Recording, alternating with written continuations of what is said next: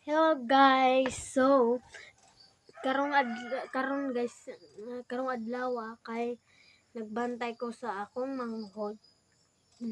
Tulog na siya guys. Patid ko. Yung nagpaon. Joke. Dili yan.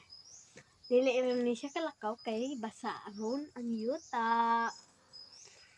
Huwag kang galala basa. Pagawson ni dili. Dili guys kay basa man yuta. Yani ingres mama nga dili na pagawson siya dodong kay basa ang yuta. Unya nayandak siya ganina. Na pagpadong lakaw mama kay ningon si mama nga kanang ay na pagawsas dodong. Bahala na si gigila ko. Bahala na yun. Kasi di nagilap ko sa